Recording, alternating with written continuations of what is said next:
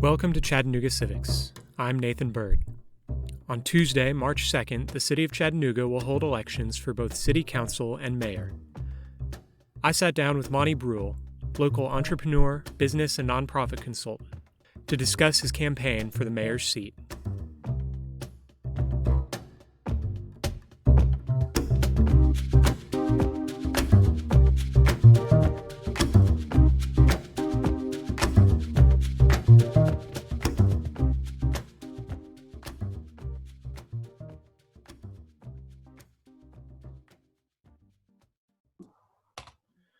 All right, let's get started. I'm here with Monty Bruell, who is running for Chattanooga City Mayor. And Monty, I'd just like to give you a minute or two to introduce yourself, tell people what you're about, and how you first decided to run for mayor. Sure. As Nathan said, my name is Monty Bruell, and I am running to be Chattanooga City Mayor, along with I think 14 or 15 other candidates. It's a very popular job this year. Everybody seems to want it. I'm running to be mayor for a couple of reasons. One is I'm a native Chattanoogan, but I've lived a lot of different places. And I moved back to Chattanooga about 10 years or so ago. And I realized that while some people seem to be doing very, very well, others are not doing well at all. I describe Chattanooga as being like a bright, shiny pickup truck. Some of us are riding up front in the cab. We've got the air conditioning on, the music playing, and we're just enjoying the view from through the expansive windshield. But there are too many Chattanoogans who are stuck in the bed of the truck, exposed to the elements, not enjoying any of the amenities that the people in the cab have. And the problem with this is that pretty soon we're going to load so many people in the bed of the truck, so many people are going to be mired in poverty that the truck is going to exceed the capacity. The load will exceed the capacity, and we'll all be broken down together by the side of the road. That's not good for the people in the bed. It's not good for the people in the cab either. And so we've got to do something about the huge income and wealth inequality that exists in Chattanooga. So that's the primary reason that I want to be mayor, because I want our city to work for all Chattanoogans, not just a privileged few. Well, great. And in order to do that, I'd like you to kind of go through, what do you think Chattanooga's top strength or asset is? What can we capitalize on to help you fulfill that mission of making Chattanooga a good place for everybody? What do we already have that we can make better? So I have a good friend, Tom Barkin, who is president of the Richmond, Virginia Federal Reserve Bank. He's a college classmate of mine, and he's done a lot of research in how mid-sized cities can be competitive in the future. And what the Richmond Fed has discovered is that instead of trying to compete with big cities like Atlanta or New York or even Nashville, mid-sized cities need to focus on what they do well, accentuate their strengths. That's where true competitive advantage is going to come. So when we look at Chattanooga, the first thing that we have to recognize is just the natural beauty that we have around us. I mean, there's a reason that Outdoor Magazine named us not only the Outdoor City of the Year, but they came back the following year and said, who are we kidding? Chattanooga is the best outdoor city ever. And so, you know, we've got 20 miles of the Tennessee River flowing right through the middle of town. You can be, you know, rock climbing within, 10 minutes of downtown Chattanooga. There's a lot going on. The other thing that we have going for us is we do have the best internet infrastructure on the planet. We're at 10 gig, parallel 10 gig up and down right now. But our system is ready to jump to 50 gig. There's nowhere in the world that can offer you 50 gig. The only reason we don't do it now is because there's no hardware to accomplish. The hardware manufacturers haven't caught up to where our platform is. Right. So in an era where companies are telling employees, you don't ever have to come to the office again, you can stay at home, you can work from anywhere. People who are now, paying exorbitant rents and mortgages in Silicon Valley and Seattle, they can move to Chattanooga. We have a better internet platform than Silicon Valley, than Seattle, and we have a much better quality of life here. $200,000 may not take you very far in California, but you can live like a king or a queen in Chattanooga on that money. So I think that's going to be an economic opportunity for our city to be a home for distance workers who aren't bound to coming to a physical location anymore. They can actually work from anywhere. And then the third thing that I would say is a huge asset to us is our location. We are equidistant between Atlanta, Birmingham, Nashville, Knoxville. There's no reason that we couldn't be an R&D capital in the Southeast. We've got NASA in Huntsville. We've got Oak Ridge National Labs in Oak Ridge. Georgia Tech in Atlanta, Vanderbilt in Nashville. Why can't we focus on leveraging our convenient location to all of those institutions and bring them together to do joint ventures here in Chattanooga? Mm-hmm. We're the logical place for that kind of joint venture activity. And it's something that we've really not even tried to tap into, but I think it's just waiting there for us to take advantage of it. So I want to walk through some of these answers in a little bit more detail. Your first one, our position as an outdoor hub is, like you said, obviously we've been named twice by outdoor.com. Outdoor Magazine as the #1 outdoor city in the country. What are your thoughts on how we manage that new reputation? How do we balance, access with preservation, and how do we make sure that everybody can access these resources equally? I think we've actually done a pretty good job up until this point with preservation. We've got the Tennessee River Gorge Land Trust that I believe is the largest land trust of its kind east of the Mississippi River. And so we have a lot of pristine wilderness that won't ever change. It will always be in its natural state. Where I think we've fallen down is providing access to every Chattanoogan who should enjoy the benefits of our outdoor setting. We have kids who live in Alton Park, who live in East Lake, who live in East Chattanooga, who have never even seen the Tennessee River. I think it is really a shame that someone can grow up just a couple of miles from the Tennessee River and never have laid eyes on it. Mm-hmm. So what we've got to do is make sure that we don't turn our outdoors into just a luxury product for affluent residents and affluent tourists. Every kid who grows up here should be able to go rock climbing, should be able to go paddle boarding. And so as mayor, one of the things that I'm going to do is revamp our YFD and rec department, because we've got to improve the programmatic offerings there and really get back to the business of recreation. I like that we're using our centers to provide after-school tutoring, and that's great, but you can't have a sound mind without a sound body. And recreation is at the core of what that department does. And I think it's healthy for our kids to be able to enjoy the physical beauty and the surroundings that we have here.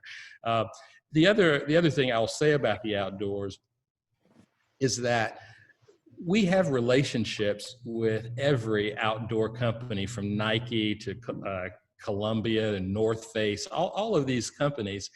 And we've never really tried to partner with them and have never asked them to invest in our city too. So when I talk about expanding all of these things, I'm not just talking about using taxpayer money. I think there's private money that we can access as well. Right. But I'm looking at that background behind you as I'm talking, Nathan, and we live in a beautiful place, but we've got to do a better job of providing access to everybody. The other part of that is if you are a tourist here, let's just say you're a wealthy tourist and you come and you stay in a 5-star hotel here in Chattanooga, and you want to take public transit to go, let's say, to Reflection Riding or the Nature Center, good luck to you. You're not going to be able to do that very easily. So we've got to provide transportation to a lot of our recreational offerings as well. It's one thing to have them. It's one thing to promote them, but once the people come here, for the people who live here, we've got to provide them easy access via good public transit to be able to enjoy those things. And I want to come back to transit in a little bit, but I'd like to move on to your other point about our location and as a research hub. And this is just a real quick question. What's kind of your real policy initiative behind that? Are you proposing that the city build some kind of R&D hub or just act as a liaison? What's the level of commitment that you're proposing that we put into that idea? Right now, we spend a lot of time, money, and resources chasing large multinational corporations. And to our credit, we have landed Volkswagen, we have landed Amazon. Yep. We do have something to show for those efforts. But we have put those businesses up at Enterprise South, halfway to Ottawa. 20 miles from the urban core where the people are who need the jobs. And the dirty little secret about Enterprise South is that 35% of the people who work there don't even live in Hamilton County. So the taxpayers of Chattanooga and Hamilton County are subsidizing jobs for people who live in Bradley County, Meigs County, and even North Georgia. When I think about creating joint venture opportunities, I'm thinking about partnering with UTC, with Chat State, looking at the thousands of acres of undeveloped land that we have in South Chattanooga, for example. Now, I know some of it is brownfield land, and we're going to have to do something to clean it up. But there's no reason why we shouldn't be locating businesses right in the middle of Chattanooga so that the people who most need the jobs can have easy access to those jobs. The average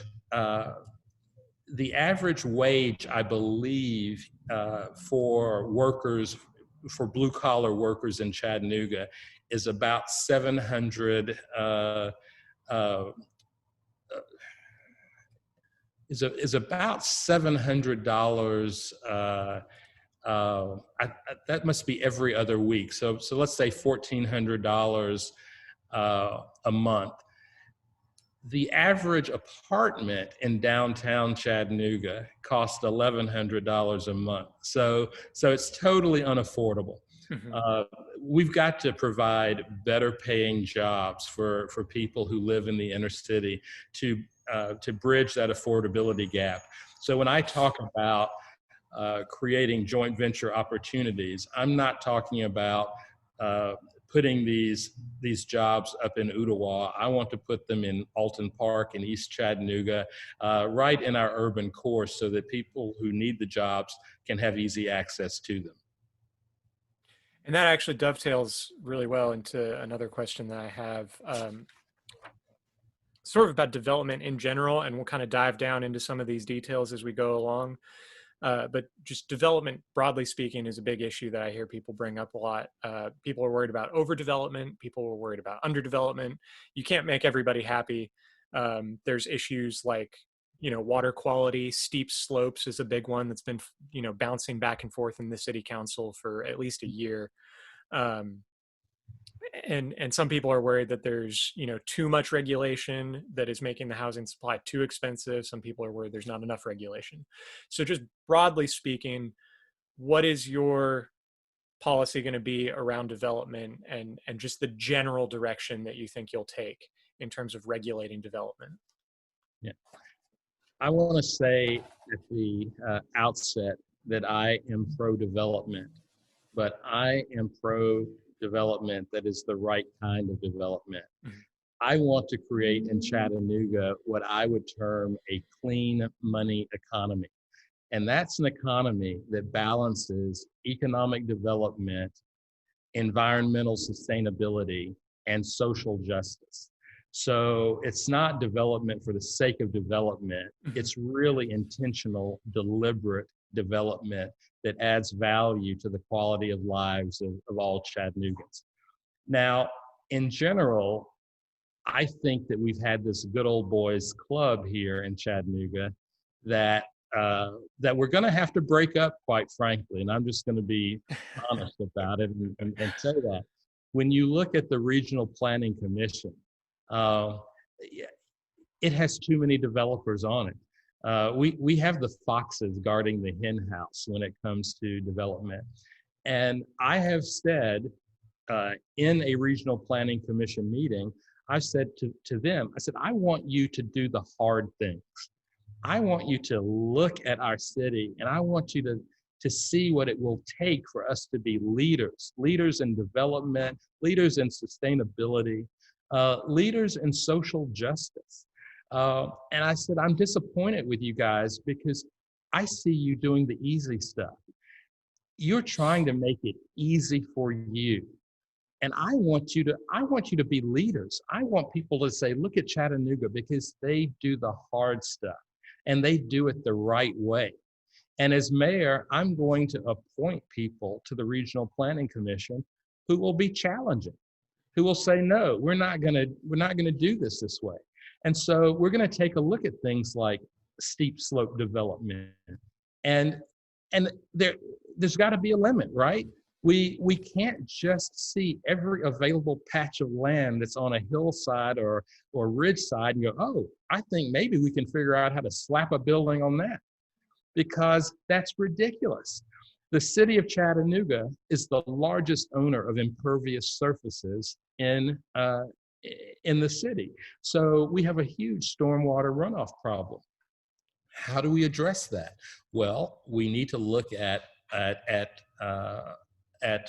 porous surfaces where water cannot go into our sewer system, but can be absorbed and eventually, go down to our water table and contribute to the sustainability of the area. Another way that we can do that is by focusing on native plants. If we encourage landscaping utilizing indigenous native plants that have long root structures, healthy root structures, that actually will not only prevent runoff, but will leach toxins out of the soil, that will purify our water table, will improve the quality of runoff going into tributaries and rivers. So there are all kinds of things that we can do. We don't want to be a no development city, but we do want to be a smart development city. And I believe that if we convene all of the stakeholders, if we bring developers, contractors, environmentalists, neighborhood activists, if everybody comes together, we can figure out how to get this done so that there's something in it for everybody. I don't want to take away anybody's livelihood. I'm not trying to slow down our economy, but I care about what the economy is going to look like for our kids and our grandkids and their kids. And we can't just be self-serving and short-sighted in this moment. We've got to take a longer view, slow our thought process a little bit, and come up with something that's right and that will work. Mhm. So earlier you were talking about, we've already addressed the environmental issue. Earlier you're talking about affordable housing and how, our wages are fairly depressed and our housing prices are kind of normal, but for the wages people make here, they're pretty high, and it's unaffordable for a lot of people. A lot of people are worried about gentrification. These neighborhoods changing drastically very quickly, is kind of how I understand it. There's a lot of different ways to define it. Um, but we're seeing an influx right now of out of state investors, out of town investors, New York, California, all over the place, buying houses, renovating them, and then either renting them or selling them like way above, you know, general market prices, and definitely far above affordability prices. And then on top of that, demand for public housing and Section 8 vouchers is falling, way beyond supply. We have not enough supply for either of those. Um, so what will your administration do to increase housing affordability and ensure that, long-term city residents who have been here for a long time, maybe grew up in the same neighborhood all their lives, what is your administration going to do to make sure they're not pushed out of their neighborhoods? Uh, My degree is in economics, so I want to say that gentrification can't be stopped. It can only be slowed down. mhm, And there are some things that we can do to slow it down. The first thing that we have to do is we've got to put some limits on all of the outside investment that's coming into Chattanooga. It's driving the housing prices artificially high. Uh, and it means that our real estate is owned by people who have no connection to our city. When someone in Los Angeles buys 20 houses in East Chattanooga, that is not a good thing. It changes the culture of the neighborhood, and it gives you a dispassionate owner who's only looking at return on investment in that property. So I think that we need to have uh, a two-tiered regulation system. I think that while it may be okay for a resident of Chattanooga to operate a short-term vacation rental property, I think that we're going to have to put a moratorium on allowing outside non-Chattanooga investors to come in here and, as I said, buy up 20 houses and decide that they're just going to operate them as short-term vacation rentals. That's not good for our city. It's not good for our culture. It's not good for affordability of housing. The second thing that we have to do is we have to find ways to allow people who are renters to convert to being homeowners. If you take a look at East Chattanooga, what you will find is that 65% of the residents in East Chattanooga are renters, and only 35% of people own their homes. The reason that many of the renters can't become homeowners is they don't have access to capital. Banks are not standing online encouraging them to come and apply for mortgages. We're going to have a some kind of symposium or meeting or summit with the banking and financial institutions to provide better access to capital. I've had conversations with the people at CNE, Chattanooga Neighborhood Enterprise. I think there are tools that can be brought to bear so that we can help more people become homeowners. And when we convert residents to home ownership, that does a couple of things. One is it allows them to build wealth, because in America, for most families, the single largest appreciating asset owned by the family is their family residence. And so once you own a residence, whether you do anything else beyond that, you're going to be creating wealth for you and your family. So that's an opportunity. The other thing is, it stabilizes the culture of the neighborhood. If Mhm. people who've lived there for 10 years can become owners and live there for 10 or 20 more years, it says that what is unique about that neighborhood, what is valuable about that neighborhood, what is most enjoyable about that neighborhood is going to be preserved. It's not going to change. And again, when you have people from Texas and California and New York buying up all the property, they have no interest in preserving our history, preserving our culture, or any of that. So home ownership is very, very important, and it's something that we're going to have to address as a top priority. And then moving on to a related issue is transportation. Uh, there are a lot of people that are of the opinion, we are an outdoor oriented city. We should be putting more focus on building infrastructure for cycling and walking and more multimodal transportation. There's other people who think that we're spending way too much money on that because they don't see anybody using what we already have. And so they just think it's a waste of money. It's another one of these things we can't really make everybody happy. Um, I'm just wondering what your priorities are going to be with regards to transportation infrastructure. I talk to people all the time who tell me, I would love to use the bus, but it doesn't come to my neighborhood, Mm-hmm. or there's only one bus a day that comes to the neighborhood. If you look at CARTA, our public transit system, it essentially is a shuttle between downtown and Hamilton Place Mall. If what you want to do with your day is go between those two destinations, there are plenty of options. But if you live, in North Chattanooga, and you're trying to get to, let's just say, East Lake, uh, that's an all day trip for you, and I'm not sure you can get it done, even then.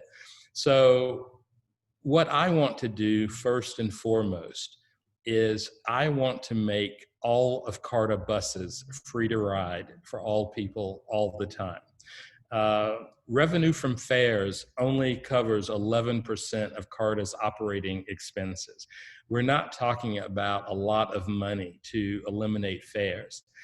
And what people don't realize is that when you eliminate fares, there's about $1 million in expenses that you also eliminate. You don't have to buy the plastic Enforcement, cards. right? You don't have to lease the expensive SaaS computer software to run the system. So there's some cost savings as well there. Mm-hmm. I think that we will have to reroute the system, Mm-hmm. because if the buses aren't going places where people want them to go, then they're not going to ride them at all. So rerouting the system is very important. Uh, and the final thing I will say about CARTA is I was in Norfolk, Virginia a couple of years ago, and they have this incredible water taxi system that goes between Norfolk and Portsmouth. And it costs $4 to ride. And, a lot of tourists, as well as some locals, ride it every day. But I think that we could develop an all electric water taxi system along the Tennessee River Mm-hmm. that, if we charged $4 to ride that, it would be a huge source of revenue for CARTA. And that would provide a lot of the money that would be needed to reroute the system. Um, People don't realize just how profitable the incline is, as a matter of fact. Right. CARTA nets, this is nets, not grosses, but CARTA nets almost $1 million a year from the incline. And again, these are tourists, people from outside Chattanooga for the most part, who are riding the incline. But if we can make $1 million off the incline every year, imagine what we could make from water taxis along the Tennessee River. So I'm not just proposing things without a way to pay for them. I've got ideas about how I'm going to do the things that I want to do, and I think it'll be a great thing for our city. Mm-hmm. One thing that comes to mind for me personally with CARTA is kind of last mile transportation. Yep. I live in District 5 in the Brainerd area. I'm maybe half a mile to a mile off of Brainerd Road. And, for me, I can't even get to a bus stop without walking along the side of the road with people driving 40 miles an hour and around these blind curves. Right. And so I'm wondering about that kind of last mile transportation, sidewalks, bicycle lanes. How do we prioritize that and make sure people are safe once they get to the bus stop? How do they get to their home? How do they get to their store? And then a related question as well is kind of density. Um, I personally kind of question if Chattanooga has the density throughout the city. There are areas that do have the density, but I question if the whole city has the density to sustain a bus system, throughout the entire city limits. So relative to the last mile problem, uh, and just for your audience members who may not know what that is, in transportation, people say that the biggest conundrum is how do you get people to the last mile of their destination? You can get people close, but until you can take a person almost to their door, the doorstop of their destination, they're going to be resistant to using public transit. The good news here is Vanderbilt and UT were just given a $3 million grant to work with CARTA and Chattanooga specifically on finding solutions to this problem. There's a company that started up at Oak Ridge National Labs that's making autonomous minibuses, if you will, and what they propose is that every rider would have an app, and you could go on your CARTA app, and you could schedule a pickup from, say, a 6 or 8 passenger autonomous minibus, and it would pick you up and then take you to the nearest bus stop where you could then get on a regular bus and go on your destination. And you could schedule a pickup at your end point to get picked up to take you to your final destination. I think those are going to be the solutions that we're going to see around that particular problem. It's going to be technology driven, and as you've already mentioned, Nathan, density plays a factor there too. I don't know if you're familiar with the Area 3 River to Ridge plan that has just been adopted here in Chattanooga, but it deals with how we can reasonably and sustainably increase density so that it makes more sense for people to use public transit, and that you can expand the routes to provide better service too. Right. And for anybody interested in that River to Ridge plan, I will try and remember to put a link in the show notes so that anybody who's interested can read that. I want to move back a little bit and talk about the several questions here about the budget and that whole process. First of all, the current administration, the Burke administration, they've split their agenda into 4 focus areas: smarter students, stronger families, safer streets, stronger neighborhoods, and growing economy. How would your organizational priorities be, and how would those priorities affect both the organization of the city departments, which you would have control over, and also how would they affect the budget? Those are great sounding priorities. I mean, who can object to any of those things? There are a few things that I would do differently. I would, for the most part, blow up the budgeting for outcomes system that the Burke administration has put into place. What I don't like about it is that it lumps core city services like, fire and police, public works. They're lumped in with everything else, and they have to provide a justification for why they should get their share of the budget. I would want to take core services, essential services, if you will, out of the BFO process, because we know that we have to provide money for paving our streets, for fixing potholes. We know that we have to provide service for the fire department. Um, I really don't want the leadership of the fire department spending a lot of time trying to justify why they need another ambulance or why they need another fire truck. You know, let's just let's just get around the table and figure that out. And then for what we might term non-essential services, yes, we could have a process for the money that's left over. But I don't think everything needs to be part of the BFO process.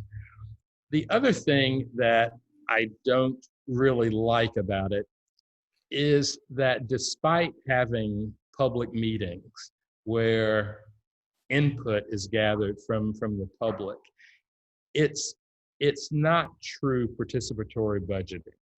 And the choices that those participants have are limited inside well-constructed boxes that the administration has put together.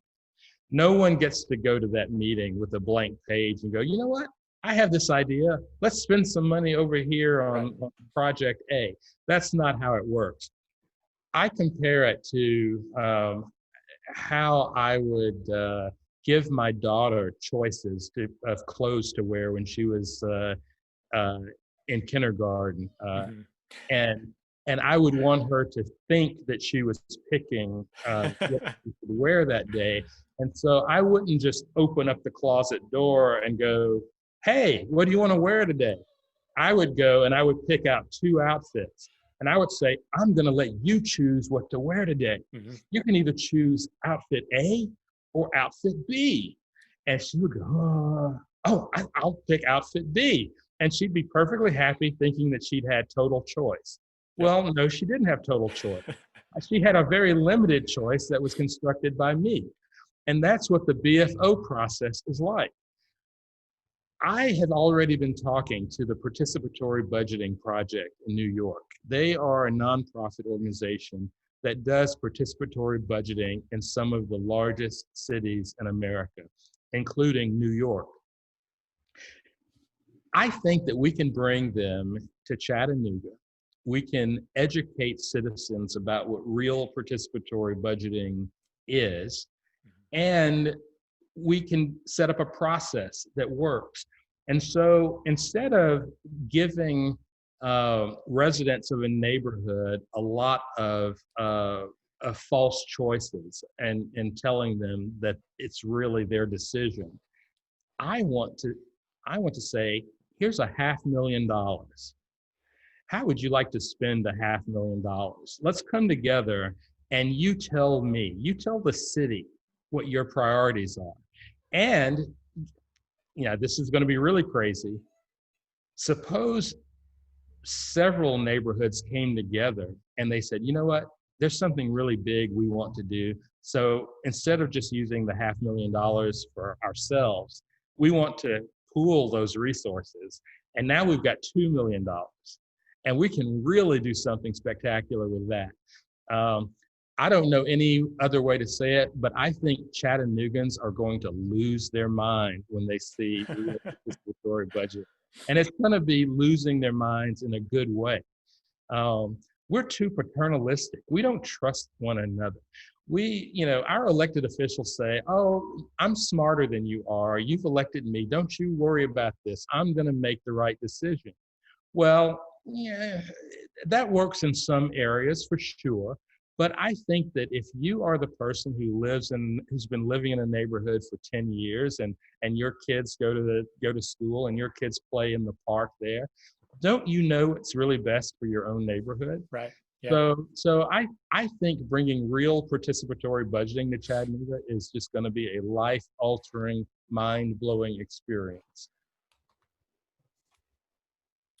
Let's see. Yeah, it sounds really great. Let's see, where am I?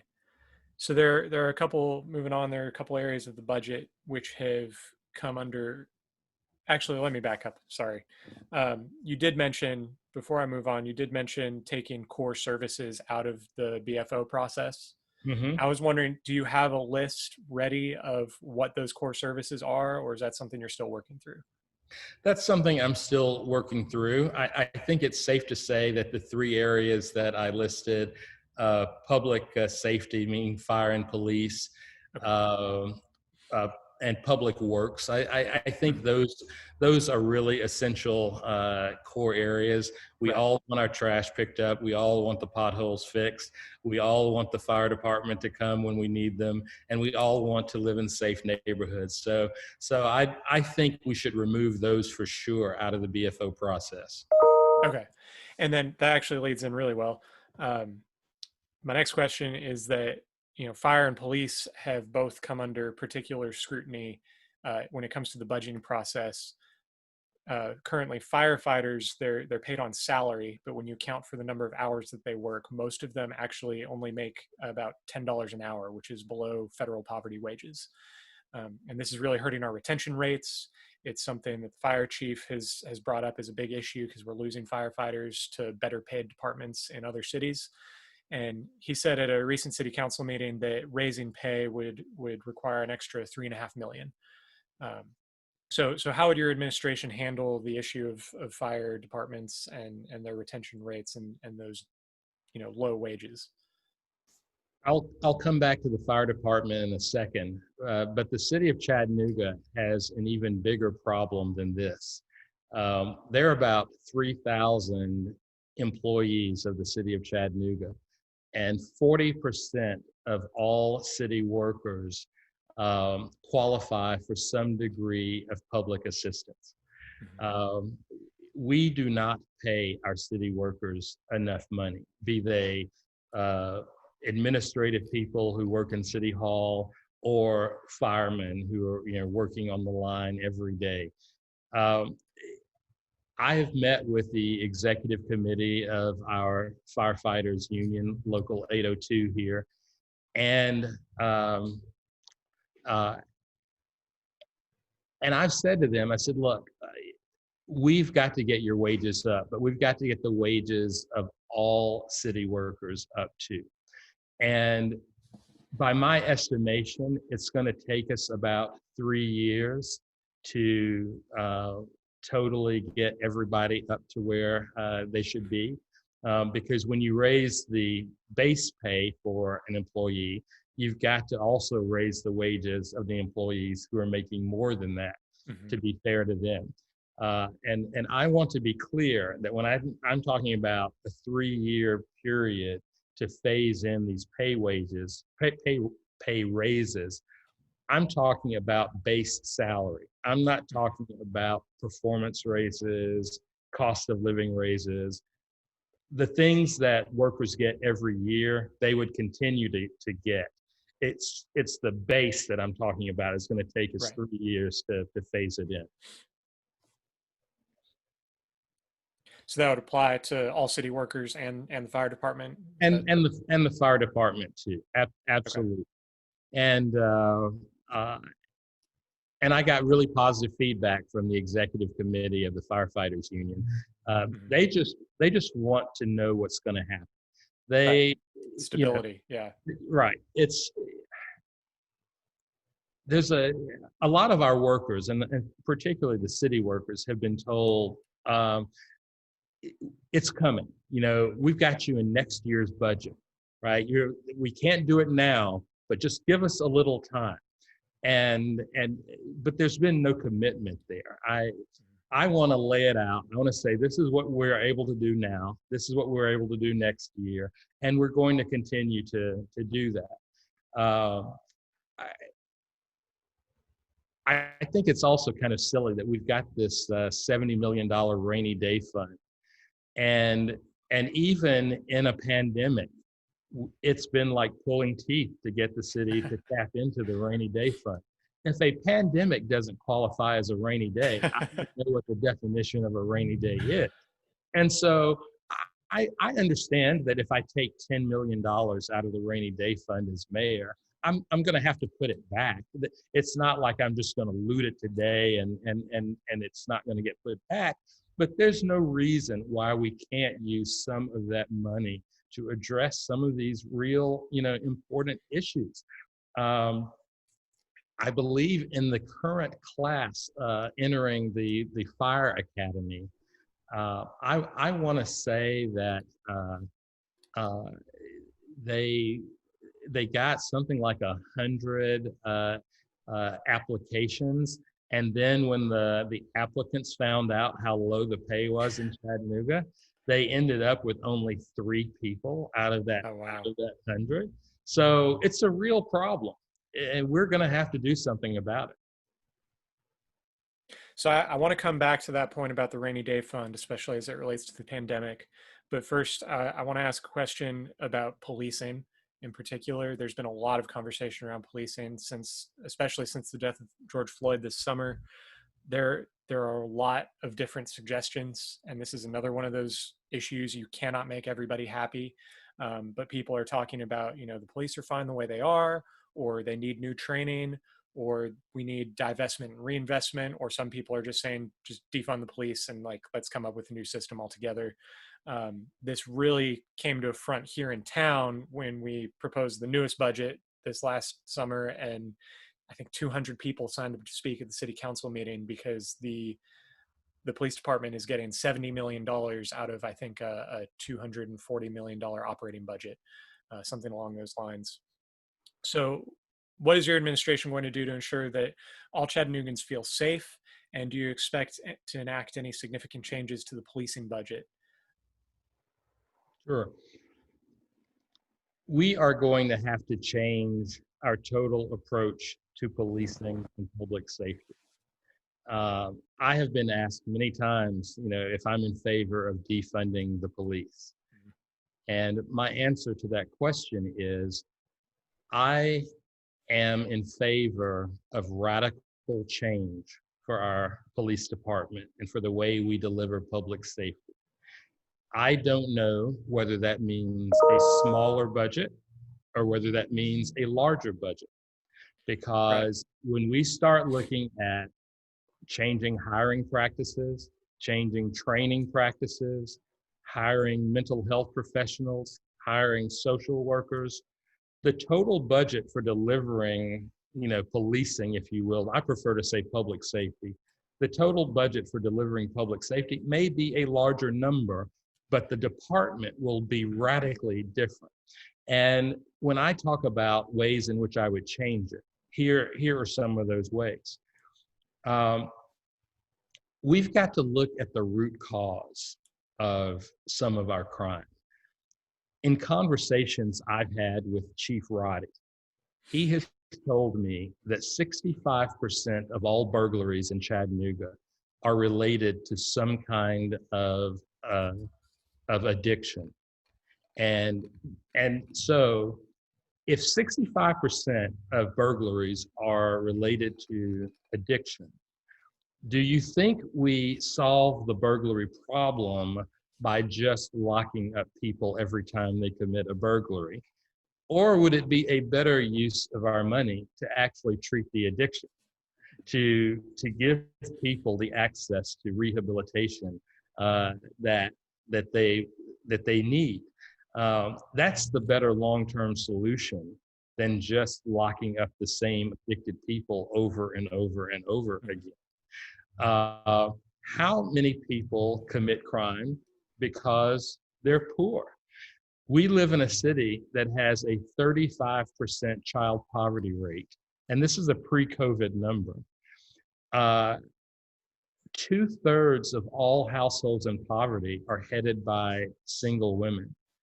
So wouldn't we be better off trying to raise the standard of living for single mothers, their kids, and their families than just allowing them to continue to be mired in poverty? And then when they're in the depths of despair, they make a decision to go out and commit a crime, maybe because they want to, feed their families. I saw, was it last week? It was probably 2 weeks ago. There's a police officer in Massachusetts who was called to a store because two women were shoplifting groceries, and they were there with their kids. And he pulled one of the women aside and talked to her, and she said, you know, we're doing this because we want our kids to be able to eat this holiday, season, and we know it's wrong and we're sorry, but I just couldn't watch my kids be hungry. And so the police officer ended up buying their groceries for them, and not arresting them. And so we've got to look at what motivates people. If you go to the juvenile detention facility on 3rd Street, you will find, that we have teenagers just locked up. But while they're locked up, we don't provide them any counseling. We don't provide them any kind of anger management therapy. We don't do anything to find out, what was going wrong in their lives that landed them in that juvenile detention facility. We just let them hang out all day, introduce them to gang members, and we put them back out in the streets where the only people who've offered to provide any kind of help to them are the gangs. So when I talk about this, and again, let's look at New Orleans. New Orleans has made the decision to totally outsource the investigation of minor traffic accidents. So if you get into a fender bender in New Orleans, an armed police officer isn't who rolls up. It's someone from this company who's going to take down the facts of the case and issue a citation if a citation needs to be issued. But why do we send an armed officer to investigate fender benders? It just doesn't make any sense. Cities like Denver and Seattle, have invested in social workers and mental health professionals to go to de-escalate situations. We need to be more in the business of de-escalation. Now, having said all of this, I think what happened in Washington yesterday is a good example of something that I've been saying. I tell people that I don't want to be known as the city that has defunded its police department. Because if I'm a neo-Nazi, if I'm a skinhead, if I am someone wanting to go to a city and protest and make trouble, then I'm going to the city that has defunded its police. I'm not worried about the peaceful Black Lives Matter protesters. I'm worried what happens when the skinheads and the neo-Nazis show up. We do need a SWAT team to go in and be able to handle those situations. So in some respect, you have to be careful what we ask for, because there are some negative consequences that we want to avoid. But that may have been a longer answer to the question, Nathan, than you really wanted to have. But I want people to understand that when you start with a commitment to radical change, I don't think you should put yourself in a budget box by saying the number I come up with has got to be a lower number. Right. It Definitely. might be a higher number, but the product I'm going to give you, you're going to love. No, I think it's a complicated question, and it definitely deserves a longer answer. And I think you've done a good job explaining what your position is there. I want to move back a little bit. We were talking about the rainy day fund, and especially how COVID has impacted that. And I want to talk about COVID more generally. So, I mean, for better or worse, the Hamilton County Health Department has most of the authority over the actual effects of the disease. They have the authority over the mask mandates and all that kind of thing. But there is going to be a large economic fallout. Even after we've taken care of the virus, I know the vaccine is already rolling out and there's a lot of hope on that front. But even after we've taken care of that, there's small businesses that are struggling. There are people getting evicted from their homes. And even, the people who are being evicted, their landlords are having a hard time finding renters, and so the landlords are having trouble and they're getting evicted. There's this whole chain of effects that's going to come from this economic fallout. And I'm just wondering, how is your administration going to help Chattanooga recover, not so much from the health effects of COVID, but from the economic effects of COVID? I think that everyone who has been damaged as a result of this pandemic has got to be given a get out of jail free card. There's got to be a do-over for them. So if you are a small business owner and you lost your business, the bank cannot hold that against you. You should be able to go in and refinance and rebuild the business if that's what you want to do. If you are, a family and your breadwinners lost their jobs and your credit has been damaged and all kinds of things like this can't be held against you. So the first thing that we have to do is we have to bring our banks and our lending institutions to the table, and we've got them to commit to working with people to give everybody a second chance, because this situation was not caused by any of us. Mm-hmm. It is nobody's fault that this has happened. And so we've got to provide a way out of that. And that is one way that the rainy day fund can, in fact, be used. Maybe it's used just as a pool of collateral. Maybe we guarantee some of the loans that we're asking the banks to make. We're not actually using the dollars, but we're putting them up as a backstop. Right. Repayment. And I think that's something that we definitely can do. One of the advantages, I think, of having Joe Biden be the next president of the United States is I think that there's going to be more relief for cities coming from the federal government. At the beginning of the pandemic, Jerome Powell, the chairman of the Federal Reserve Bank, said publicly, we do not want to make the mistake of not making the funds that we provide too little. He said it's better to err on the side of giving people too much than giving them too little, because we won't help the problem by not putting enough money there to help. So I think the Biden administration is going to listen to what the Fed chair has said. And I think we're going to see a pretty big relief package coming from the federal government.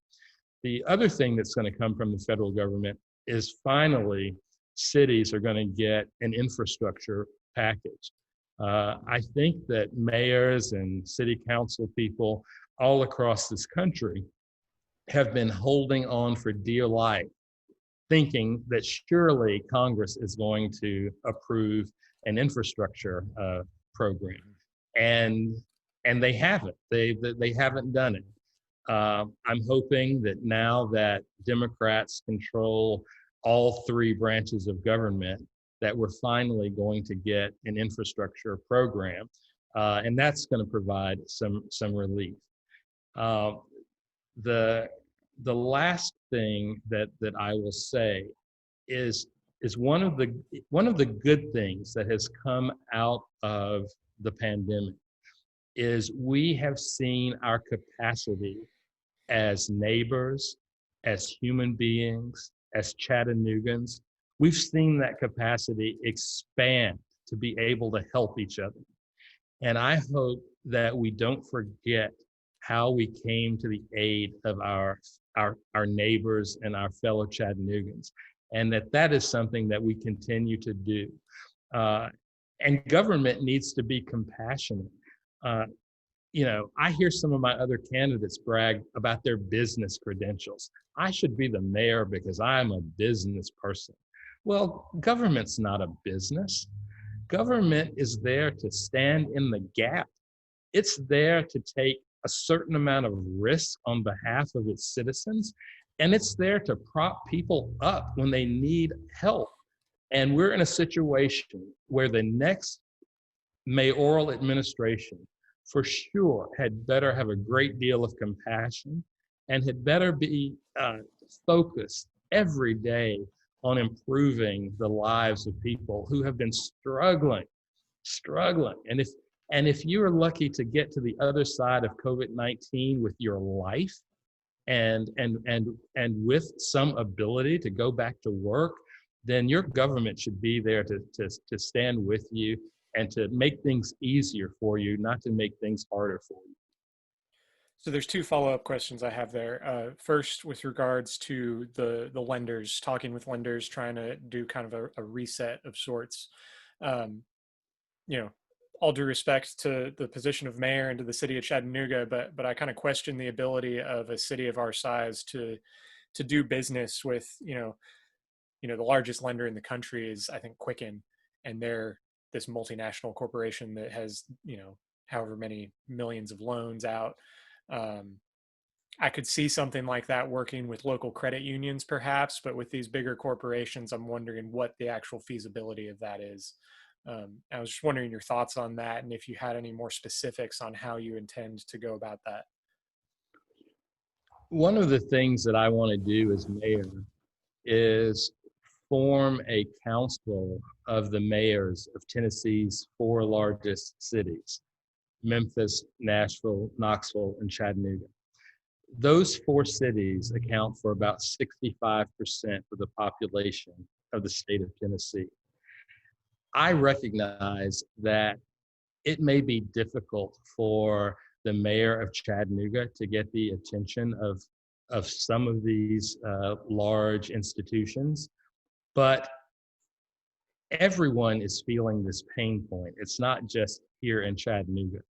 And I believe that if the mayors of Memphis, Nashville, Knoxville, and Chattanooga come together, and we're representing 65% of the population of the state of Tennessee, that we can get some people's attention. And if push comes to shove, I think that we ought to be prepared to go together to the courthouse and ask for relief from the courts. I'm not above suing people to if it's in the best interest of my constituents. And I think that I can make a persuasive case to other mayors that they should join me in that effort. I am a carrot and a stick kind of guy. I'm going to ask you politely to begin with, and I'm going to hope that I get the outcome that I deserve. But at some point, I got to bring out the stick. And I refuse to be bullied by a Quicken Loans just because they're big. Well, you know what? I got something for you too. And that's what leadership is. That's not just about occupying an office. That's about standing up outside your office, going in the street with the people and saying, I am a freaking leader. And that is what we need. So I know we're running right about an hour. I'm happy to keep talking. Do you have anything to get to? Do you have 15 more minutes, say? Sure, I've got 15 more minutes. Okay, perfect. Because I do have one more follow-up question from your COVID response. You mentioned an infrastructure package, and that is something that's been floating around for a long time. And I'm wondering how you would commit to using that. I know I read a lot of urban development type blogs, and there's a lot of worry that an infrastructure package is just going to go to expanding highways or areas where it may not be of the most use to actual citizens of cities. You may or may not agree with that. I'm wondering if an infrastructure package does come through, how would you commit to using it? What areas do you see that money going to the best use? Well, I think if you ask any Chattanoogan, whether we need more highway expansion or whether we need more repairs on our streets. I think that they're going to tell you that we need repairs on our streets.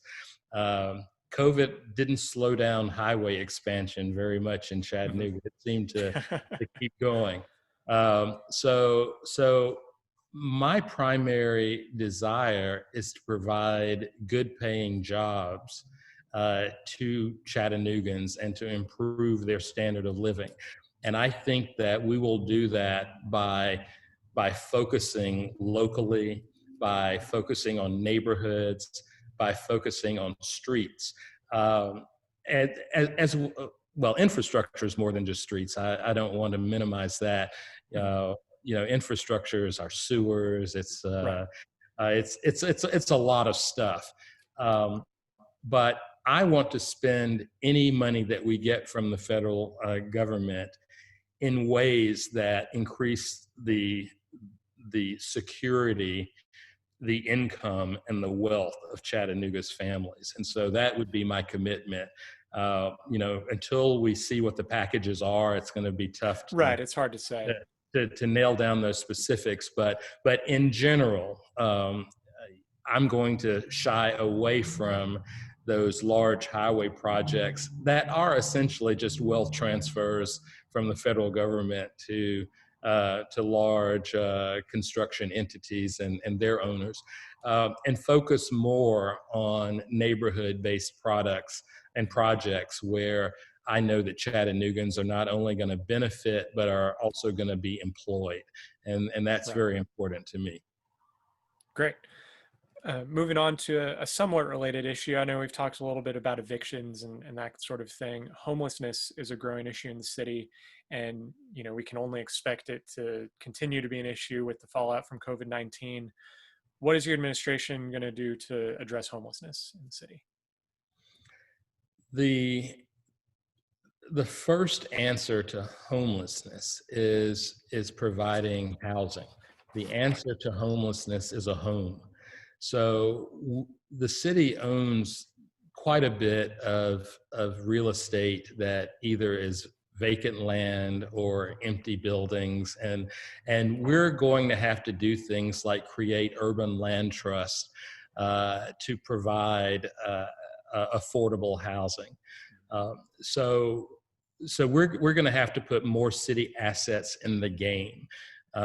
We've got this land bank that has real estate in it, but I can't tell you what they do. I can't tell you why it exists.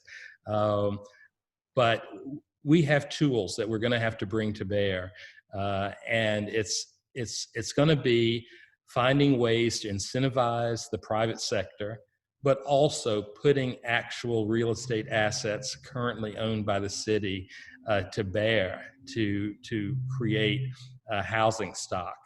The other thing that we have to do is we have to create a system that is focused not on just finding housing once someone has become homeless.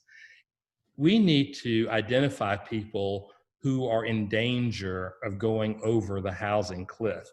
It's easier and less expensive to keep someone in their current housing than it is to find housing for them once they've already become homeless.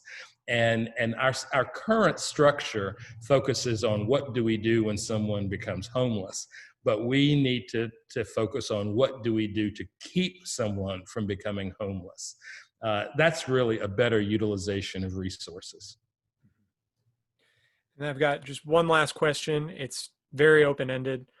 What do you think is the most achievable change that can be made in Chattanooga? In other words, what's an idea that you have 100% confidence, no matter what political pressures are brought to bear upon you, you can implement this idea and carry it out when you enter office? Sure. The number one thing that I know that I absolutely can do is I can give us the best public transportation of any mid-sized city in America. I can make CARTA free to ride for all people all the time, and I can make it a great public transit system that people will enjoy utilizing. That's going to be one of my top priorities. And I know without a shadow of a doubt that I will be able to deliver that promise. The other thing that I can say is I'm really tired of hearing city elected officials say, oh, well, we're not responsible for public schools. Those are run by the county. Um, I can't tell you what the improvement will be, but I can tell you that as mayor of Chattanooga, I will partner with the public schools inside the city limits of Chattanooga, and I will provide resources to those schools. It might be better counseling. It might be providing mental health professionals to be there for students. I don't know what it means to be the better partner, but I am going to go to the superintendent of county schools and we're going to have a conversation about it, and you're going to see rapid improvement in the quality of our public schools in the city of Chattanooga, because I'm going to make that a top priority as well. Great. Well, I thank you very much for your time. Again, it's Monty Bruell running for city mayor. And if you can tell everybody how to learn more. Sure. Our website is montybruell.com. You can find us on Facebook at Monty Bruell for Mayor. And I believe we are on Instagram as just Monty Bruell. So you can find us there. Please follow us and join Team Monty. We need you. Great. Well, it's been a pleasure speaking to you. I thank you for your time and good luck in March. Well, thank you, Nathan. I have really enjoyed it, and I will always accept an invitation to come back.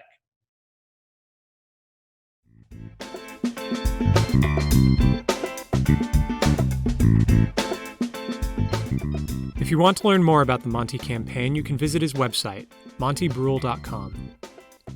This has been Chattanooga Civics. Our music was written and recorded by Kevin MacLeod. If you're enjoying this podcast, please tell your friends about it.